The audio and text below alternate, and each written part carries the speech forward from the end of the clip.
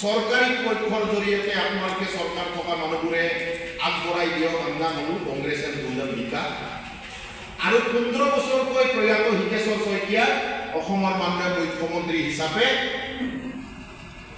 বহুৱাৰ ক্ষেত্ৰত মিচিং ৰেগাম আৰু টিএমপি কেএমএ ভিতৰত অৰিহণা আছে আমি অস্বীকাৰ নকৰোঁ যিসকল মানুহে আজিৰ দিনত ক'ব বিচাৰে তিলক দলে বোলো টিএমপি কেএমএ মিচিং অঞ্চলৰ পৰা কংগ্ৰেছৰ গ্ৰাম আমনা লোকক কাপিলা আমনা মুলতানি কৰিলাম এটা এনসাৰ আপোনালোকে দিব লাগে এই পদমত থকা আমাৰ সেনাসকলে সৈনিক নলুমলো 21 চনে আগবঢ়াই নিয়াৰ কাৰণে ভোট দিছিলোঁ মিৰি মিচিং সংশোধনীৰ কাৰণে এটা প্ৰস্তাৱ অসম চৰকাৰৰ পৰা লোৱাই দিব লাগে এটা ভোটদান বিকাশ মিচিং অঞ্চল জেগা যদি চক বিয়াদি পাত্তাৰে ব্যৱস্থাৰে মিলে এটা ভোটদান বিকাশ পথাউৰিৰ নিৰ্মাণে এটা ভোটদান বিকাশ সেলেক গুণাগুৰি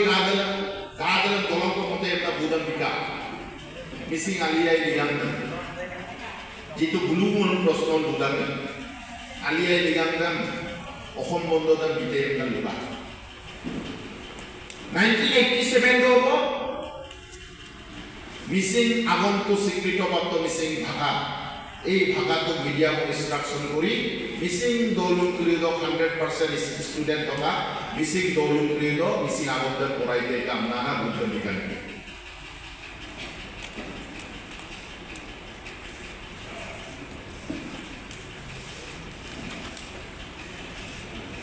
ছিল প্ৰত্যেকজন আমাৰ ইয়াত বহি থকা নতুন প্ৰজন্মৰ পৰা জ্যেষ্ঠসকললৈ মই এটা অনুৰোধ দাদাকি এটা নথিপত্ৰ মিচিং আগমচেম পঢ়াই থকা আপোনাৰ কাগজ বিশ্ব কংগ্ৰেছৰ দিনত আছিলে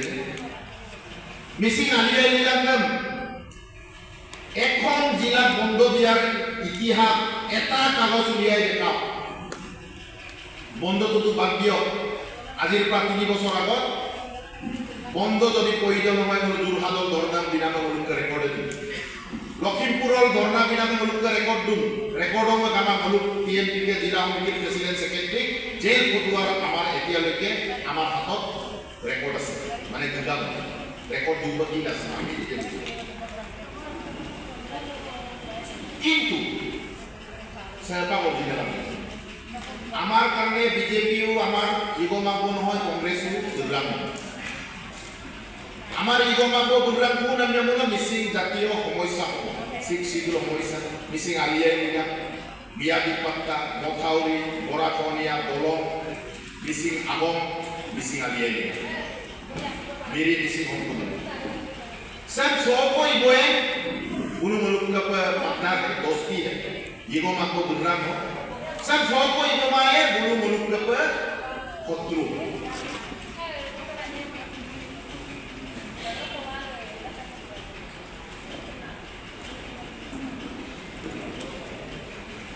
सुपका सरकार ओकरा इबोदु मंडल उलाई आहमे न लुदु नमना होका जो बहदिनो मुले सिंगल लुबिसो बुला मुको न मिदिना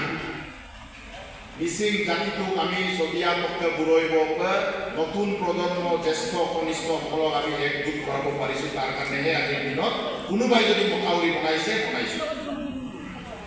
সেই কাম আমি কাবাৰ ঘৰৰ চোতালত গৈ আঁঠু কাঢ়ি মেলি